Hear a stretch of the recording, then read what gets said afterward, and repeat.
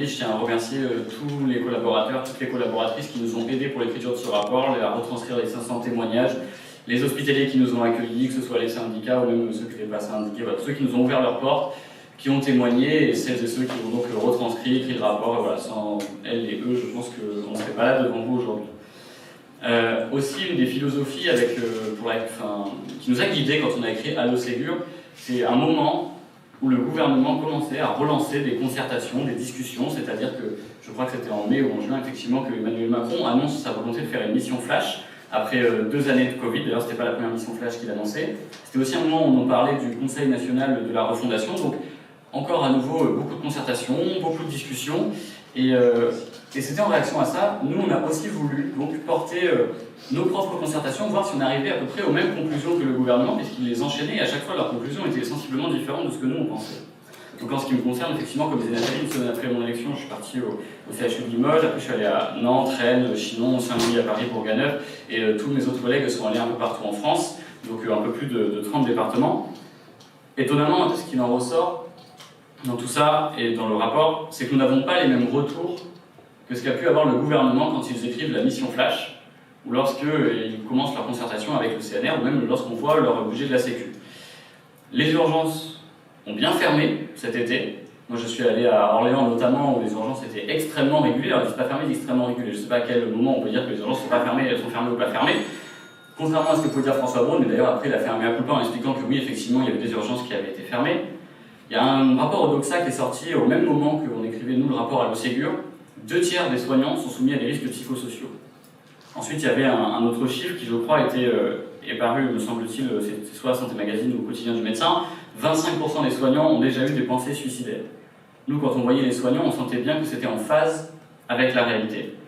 On avait aussi, à un autre moment, dans les conclusions, on avait beaucoup entendu François Braun, moi je me souviens sur France Inter, dans le 7-9, qui expliquait qu'aujourd'hui la bobologie c'était terminé, qu'il fallait plus aller aux urgences et qu'il fallait aller voir les médecins généralistes.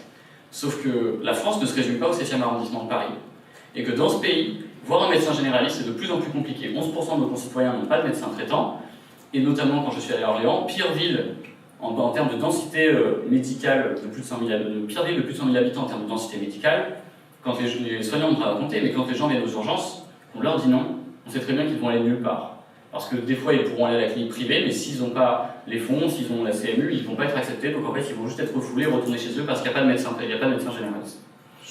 Ce qui en ressort aussi de ces chiffres-là, de ces données, c'est les témoignages nous qu'on a eus et qu'on voit rarement dans les discours de François Braun ou d'Emmanuel Macron. C'est par exemple les soignants qui ne restent pas à l'hôpital. On avait le cas d'Emma, qui était infirmière à Saint-Louis, qui nous expliquait au bout de 3 mois à l'hôpital, j'ai l'impression d'être la plus vieille du service.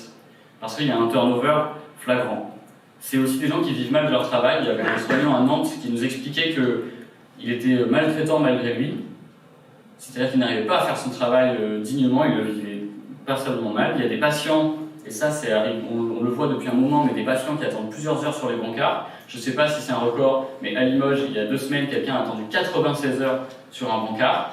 On a aussi des gens qui décèdent sur ces brancards. Je vais à nouveau citer l'exemple d'Orléans. Alors qu'on était au service d'urgence avec un autre médecin vient nous voir et nous explique « Est-ce que vous voulez un exemple concret ?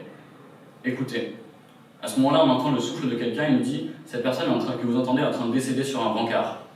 On n'aurait rien pu faire.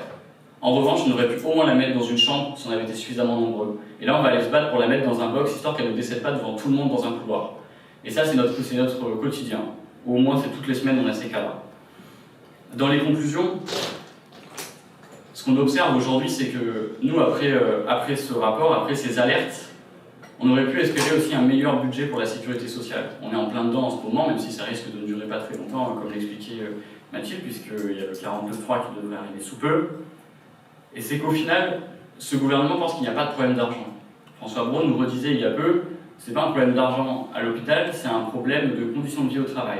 Mais les conditions de vie au travail sont très souvent quand même déterminées par le financement qu'on met dans les hôpitaux. Ça nous rappelle Emmanuel Macron qui en 2018 disait déjà il n'y a pas de problème de financement à l'hôpital, c'est un problème organisationnel. C'est-à-dire qu'après le Covid, après les fermetures d'urgence, ils ont les mêmes conclusions. Et ça à tel point que quand on regarde la loi de programmation des finances publiques, quand on regarde le budget de la Sécu, on s'attendait à un virage, et qu'est-ce qu'on a ? À partir de 2024, déjà 3 milliards d'économisés sur le système de santé. C'est-à-dire que l'ONDAM, l'objectif national des dépenses d'assurance maladie, qu'on dit qu'il faut augmenter de 4% par an, est augmenté que de seulement 2,5, 2,7, et encore si on considère l'inflation et les revalorisations, c'est moins. Et en fait, c'est business as usual, ils continuent de faire des économies sur l'hôpital, c'est le même système qu'on a eu pendant 10 ans, qui a fait économiser plus de 10 milliards sur l'hôpital public. Ils repartent dans leur même travers.